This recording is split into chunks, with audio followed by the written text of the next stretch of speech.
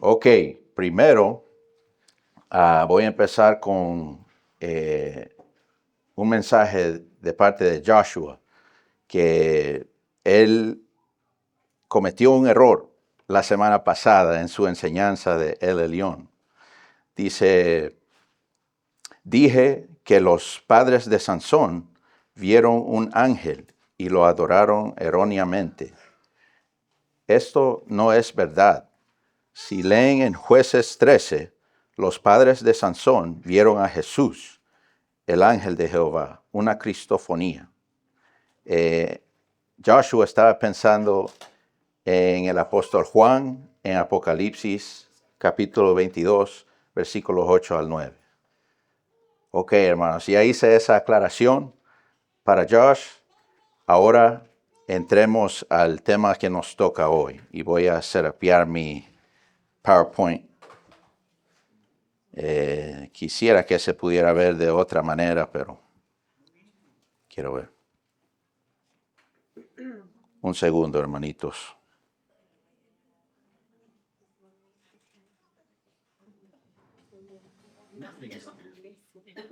Oh, maybe we have to change the input, brother.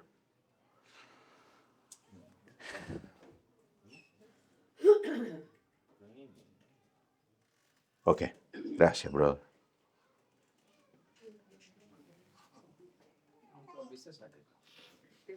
¿Oh, sí? Es tecnología. Ya, ok. Gracias, brother. Ok, hermanos, hoy vamos a ver el Olam, el Dios eterno. ¿Qué es algo que parece que la gente pensó que duraría para siempre, pero no fue así? Piensen en imperios, empresas, relaciones, la vida humana. Podemos ver los imperios, el imperio de Babilonia, esos reyes de Israel, el imperio romano. Quizás pensaron que eso duraría una eternidad. Empresas empezaron a resolver un problema en mente y después viene una tecnología y hace que quiebre la compañía, la empresa. Relaciones. Tenemos un mejor amigo de por vida, pensamos, pero a veces no es así. Y la vida humana. Hay muchos que quisieran vivir por una eternidad. Buscan ser más jóvenes, pero sabemos que no es así. También podemos ver de una perspectiva de un horizonte. Quisiera que se pudiera ver ahí. Ahí se ve un poco. Es una calle que sabemos que está ahí, pero llega a un punto donde ya no se puede ver. Eso se llama el punto de fuga en términos artísticos y arquitectura. Y ahí es donde está Dios, en ese punto de fuga, y continúa más allá, así como esa calle continúa. Quiero ver. Perdón, hermanos, mis notas están desalineadas. Pero la Biblia nos presenta a un Dios que no está limitado por el tiempo y que existe más allá del horizonte del tiempo. Un Dios que no está limitado por el pasado, el presente o el futuro. Uno de los nombres que la Biblia usa para describir a Dios es el Olam, el Dios eterno. Quiero ver. En Génesis, Abraham tuvo un encuentro con el Dios que verdaderamente sí dura para siempre. Así es que vamos a Génesis capítulo 21, versículo 33. Y si hermano Roberto, pudieras leer eso, te agradecería. Sí. ¿Qué le dice? ¿Qué número? 21, versículo 33. El de 21, 26. Dice la palabra 21, 33. 21, 33. Sí. Dice, y plantó Abraham un árbol tamarisco en Berseba, e invocó allí el nombre de Jehová, Dios eterno. Amén. Veamos el significado de El Olam. Es un nombre hebreo compuesto de dos palabras.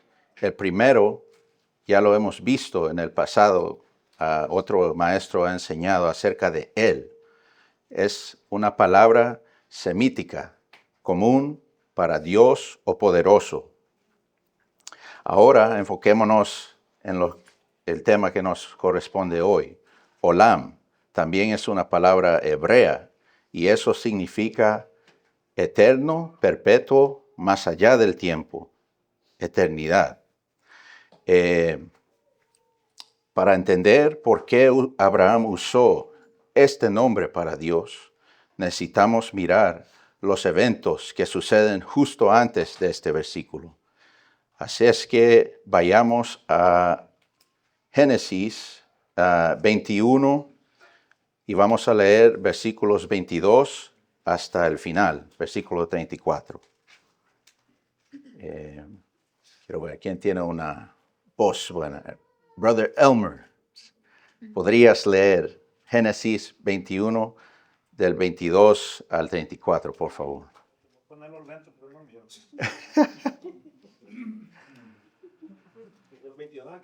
22 al 34.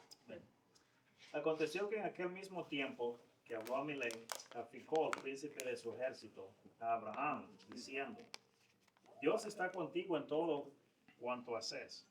Ahora pues, jurame aquí por Dios, que no faltarás a mí, ni a mi hijo, ni a mi nieto, sino que conforme a la bondad que yo hice contigo, harás tú conmigo y con la tierra en donde has morado. Y respondió Abraham: yo juraré. Y Abraham convino a Abimelech a causa de un pozo de agua que los siervos de Abimelech le habían quitado. Y respondió Abimelech: no sé quién haya hecho esto, ni tampoco tú me lo hiciste saber, ni yo lo he oído hasta hoy. Y tomó Abraham ovejas y vacas y dio a Abimelech, e hicieron ambos pacto. Entonces puso Abraham 7 corderas del rebaño aparte, y dijo a Abimelech a Abraham: ¿qué significan estas 7 corderas que has puesto aparte? Y él respondió: que estas 7 corderas tomarás de mi mano para que me sirvan de testimonio de que yo cavé este pozo. Por esto llamó a aquel lugar Berseba, porque allí juraron ambos. Así hicieron pacto en Berseba, y se levantó Abimelech y Ficol, príncipe de su ejército, y volvieron a tierra de los filisteos.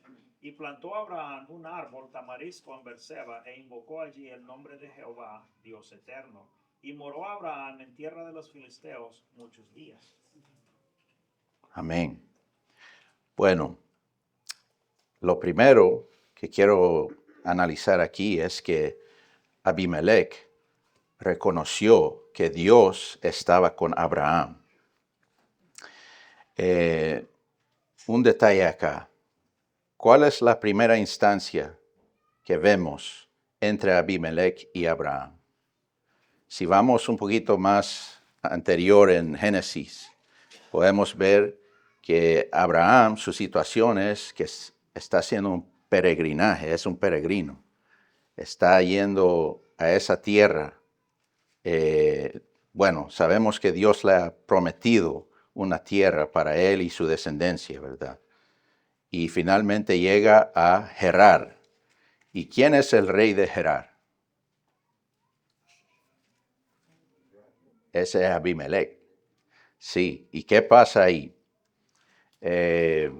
Abraham se asusta cuando tiene que pasar por Gerar. Le dice a Sara, su esposa: hacete pasar por mi hermana, y para que no sea que nos maten. Y el rey te toma a ti, y vemos que eso no le fue muy bien a Abimelech. Dios interviene. y le dice a Abimelech, si tú tocas a esa mujer, te mataré a ti y a tu descendencia. Y entonces Abimelech le dice a Dios, ¿pero harías eso a un inocente? Y entonces, ¿qué hace Abimelech? Él va, después de hablar con Dios, Abimelech, él va donde Abraham y le dice, le pregunta, ¿qué es esto que me has hecho? Has faltado contra mí, me has engañado. Toma a tu mujer y hasta te voy a dar guardias para que vayas salvamente, seguramente a través de mi tierra. Yo no quiero problemas con ese Dios, básicamente. Ahora regresemos a Génesis 21, lo que leyó nuestro hermano Elmers.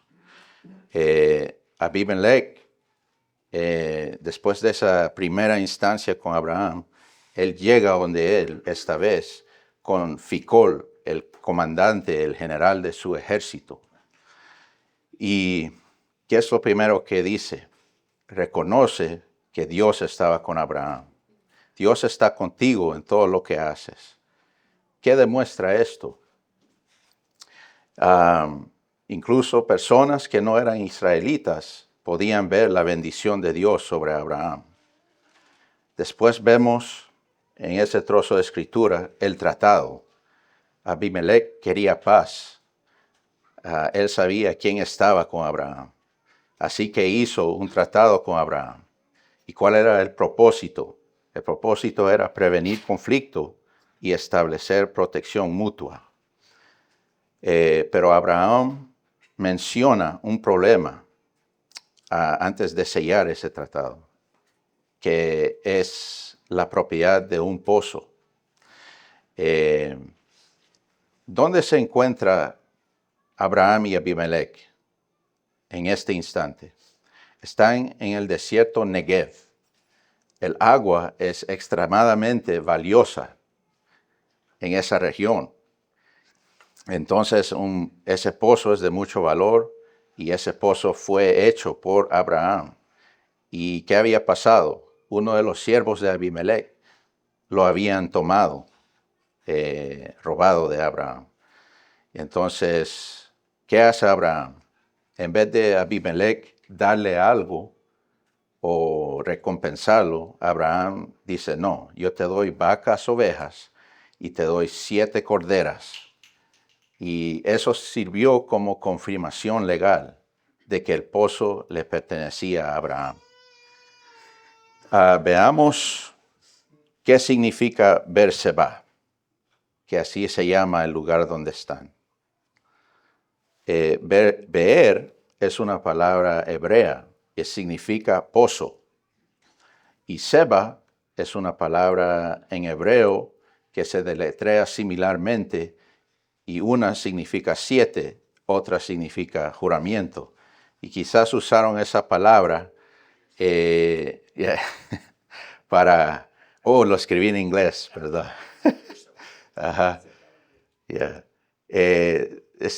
Eligieron esa palabra para nombrar ese lugar, para que el concepto de esos dos, las 7 corderas y el juramento que hicieron ambos, sea representado en ese nombre de ese lugar. Entonces, Berseba puede significar pozo de 7 o pozo del juramento. Y un detalle acá, Berseba llegó a ser conocida como la frontera sur de Israel. Ok, ahora enfoquémonos un poquito en el árbol tamarisco.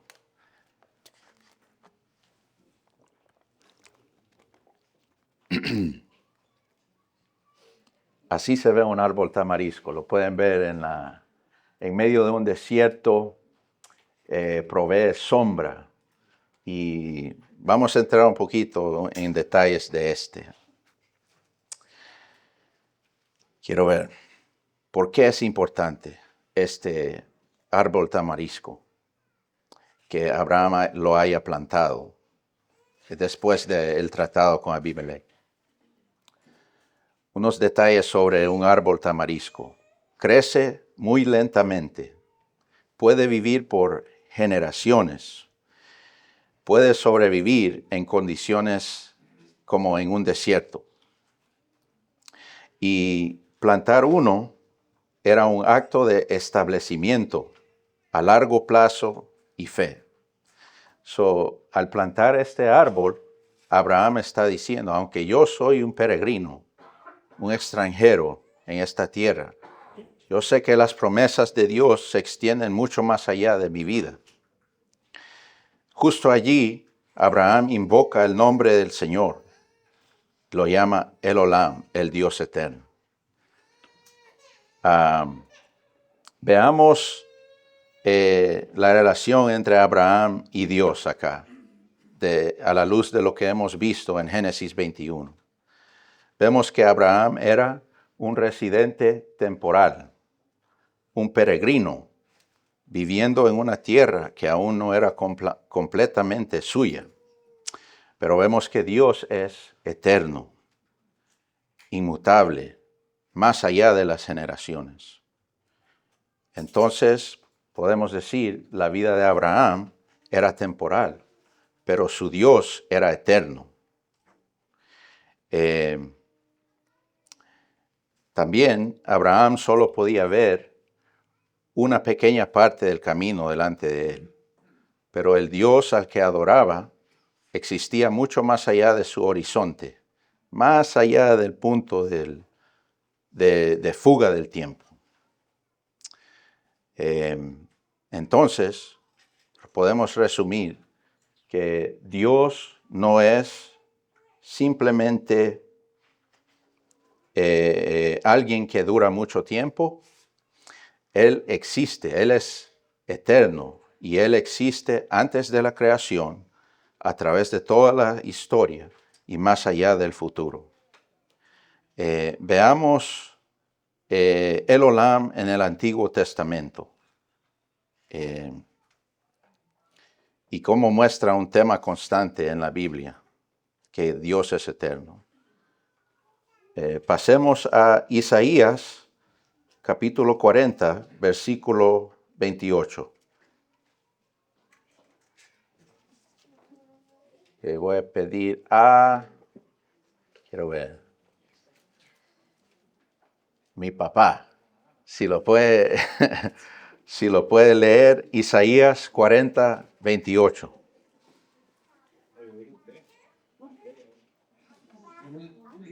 Dice Isaías 40, 28, ¿no has oído que el Dios eterno es Jehová, el cual creó los confines de la tierra? No desfallece ni se fatiga con cansancio, y su entendimiento no hay quien lo alcance. Amén. ¿Qué podemos aprender en este versículo? Porque Dios es eterno, Él nunca se cansa, Él nunca se debilita, su poder nunca disminuye. Veamos Salmo capítulo 90, versículo 2. Y le voy a pedir al hermano Andrócles, si podrías leer eso, hermano. Versículo 2. Y dice, antes que naciesen los montes y formases la tierra y el mundo, desde el siglo y hasta el siglo tú eres Dios.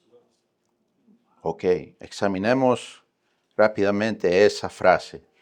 Desde el siglo y hasta el siglo. O también se puede decir desde el Olam, desde Olam a Olam, desde la eternidad a la eternidad. Dios, eso significa que Dios no tiene principio ni fin. ¿Okay? Nosotros, los humanos, sí tenemos principio, tenemos un comienzo. Nuestra vida es temporal. Ahora vamos a ver otros aspectos en el Antiguo Testamento, cómo se usa Olam. Pasemos a Malaquías capítulo 3, versículo 6. Hermano Jimmy, si podrías leer Malaquías, capítulo 3, versículo 6, por favor, hermano.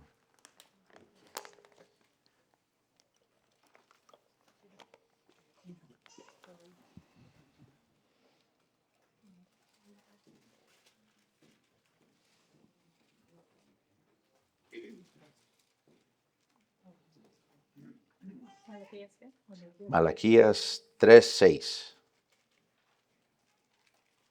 Porque yo, Jehová, no cambio. Por esto, hijos de Jacob, no habéis sido consumidos. Amén. Porque yo, Jehová, no cambio. Básicamente, Dios es eterno. Sus promesas no expiran. Y podemos ver eso yendo de regreso a Abraham en Génesis 21. ¿Cuál es una promesa que quizá Abraham decía, Dios está loco? Él me prometió un hijo. Y pasaron años y años. Ya soy viejo, mi esposa es vieja. ¿Y quién nace al principio del capítulo 21? Isaac. Wow, Dios cumple sus promesas. Él es eterno y esas promesas no expiran. Ahora pasemos a Deuteronomio, capítulo 33, versículo 27. Le voy a pedir a hermano Noé, si pudieras leer, hermano, Deuteronomio 33, 27. El eterno Dios es tu refugio y acá abajo los brazos eternos. Él echó de delante de ti al enemigo y dijo, destruye. Amén. Al principio de ese versículo dice, el eterno Dios es tu refugio. Jehová es nuestro refugio eterno. Gloria a Dios por eso. Ahora vamos a conectar el Olam con Cristo, a ver cómo Jesús revela al Dios eterno. Pasemos a Romanos capítulo 16 y versículo 26. Hermano José, si podrías leer Romanos 16, 26.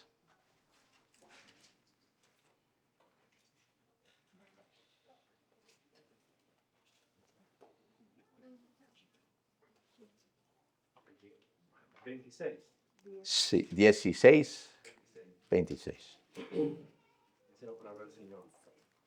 Pero que ha sido manifestado ahora y que por las escrituras de los profetas, según el mandamiento del Dios eterno, se ha dado a conocer a todos los gentiles para que obedezcan a la fe.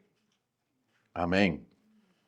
El mismo concepto de Olam aparece en griego como aionios, theos. Aionios en griego significa eterno y theos, Dios. No lo incluí en mi PowerPoint, perdón.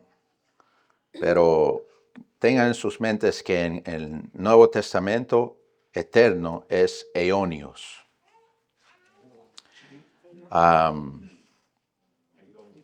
Sí, aionios. Suena poderoso. Ok, veamos en Apocalipsis, capítulo 1, versículo 8. Le voy a pedir a hermano Samuel, si puedes leer Apocalipsis, capítulo 1, versículo 8. Yo soy el alfa y la omega, el principio y el fin. Dice el Señor, el que es, que era y que ha de venir, el Todopoderoso. Amén. ¿Quién está hablando en este versículo? Jesús. Jesús se describe él mismo como el principio, el fin, Señor de todo el tiempo. Esto refleja el significado de El Olam. Bueno, vamos a resumir lo que hemos visto hasta ahorita, en este punto de la lección. Sabemos que Dios es eterno y nosotros no. Dios es no creado, infinito, eterno. Los seres humanos somos creados, finitos, limitados, dependientes de Dios. Sin embargo, fuimos hechos a la imagen de Dios. Esto me lleva a preguntar, ¿por qué los humanos anhelan la eternidad? ¿Qué? Queremos ser Dios. ¿Ah? Queremos ser Dios. ¿Queremos ser Dios? Ok.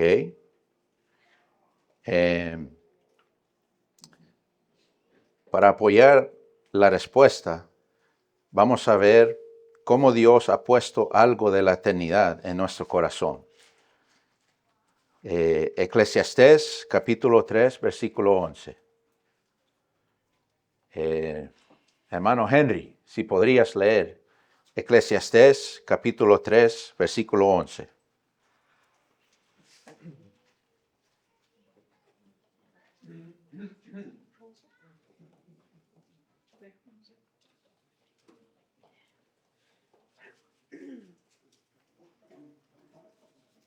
Entonces, Sí, hermano. todo lo hizo hermoso en su tiempo, y ha puesto eternidad en el corazón de ellos, sin que alcance el hombre a entender la obra que ha hecho Dios desde el principio hasta el fin. Amén. Dios ha puesto algo de eternidad en nuestro corazón. Y así lo vemos en Eclesiastés 3:11. Y es por eso que podemos hacernos estas preguntas. ¿Qué pasa después de la muerte? ¿Por qué estamos aquí? ¿Existe algo más allá de esta vida? Y esas tres preguntas pueden ser contestadas con otra pregunta. ¿Qué es la vida eterna? Pasemos a Juan 17, versículo 3. Y voy a pedir a hermano Ed, por favor lea Juan 17, versículo 3. Dice la palabra. Y esta es la vida eterna, que te conozcan a ti, el único Dios verdadero, y a Jesucristo, a quien has enviado. Amén. La vida eterna no es simplemente vivir para siempre, como lo podríamos pensar. La vida eterna, como dice Juan 17:3, es conocer al Dios eterno. Ok, aplicaciones. Ya sabiendo esto, que la vida eterna es conocer a Dios. Primero, pensar en el Olam debe llevarnos a alabar a Dios, así como llevó a Abraham cuando hizo el tratado con Abimelech y llamó a Jehová el Olam, el Dios eterno. Esa es una alabanza de parte de Abraham. Cuando entendemos que Dios es eterno, sus promesas nunca expiran, su reino nunca caerá, su salvación nunca termina. Segundo, el Dios eterno ofrece vida eterna. Porque Dios es eterno, Él puede darnos vida eterna. Por medio de Cristo recibimos perdón, resurrección y vida después de la muerte. Y tercero, conocer a Dios viene por medio de su palabra. Clase, ¿cómo llegamos a conocer al Dios eterno? Piensen, ¿cómo es que llegamos a conocer al Dios eterno? A través de Jesucristo. Sí. A través de la palabra. La Biblia, sí. A través del Espíritu. Sí. Oración y nuestra fe en Cristo. ¿verdad? Entonces, si la vida eterna es conocer a Dios, entonces estudiar su palabra es una de las cosas más importantes que podemos hacer. La vida eterna no solo es vivir sin fin, es conocer al Dios eterno. Estudiar su palabra y confiar en Cristo es como participamos en esa eternidad hoy. Y tengo, para acabar la clase, tengo 2 preguntas reflexivas. Y son estas. ¿Cómo cambia nuestra manera de enfrentar los problemas saber que Dios es eterno? ¿Qué promesa de Dios podemos confiar porque Él es el Olam? Sí. Es para reflexionar. So, quédense con eso en sus mentes, hermanos. Piensen en ellas. Y piensen en el Dios eterno. R.C. Sproul dijo, cuando dejamos de pensar en lo eterno, abandonamos a nuestras almas. Entonces, pensemos, no hagamos eso de olvidarnos de lo eterno, del Dios eterno. Tómese el tiempo de, como vimos aquí, prácticamente podemos conocer a Dios leyendo la Biblia, estudiándola, en oración y teniendo fe en Jesucristo. Y hagamos el esfuerzo de cuidar nuestras almas y pensar en el Dios eterno que nos beneficia. Y un pensamiento ahorita, realmente todos los demás atributos de Dios no pueden existir sin que Dios sea eterno. Es la base. De ahí podemos decir que Dios es omnipotente, omnipresente, omnisciente y todo lo demás. Entonces, también cuando pensemos en el Dios eterno, debe llevarnos a alabarle. Y no hay nada mejor que sentarse un martes ahí con su familia, con mis 2 hijas, con mi esposa, y cantarle al Señor y abrir la Biblia en Génesis o en cualquier libro y leerlo y explicarlo a ellos. Y eso lo pueden hacer esta semana, hermanos. Entonces, les dejo con ese pensamiento, esas preguntas reflexivas y el statement, el dicho de R.C. Sproul. Gracias por su atención. Voy a acabar con una oración.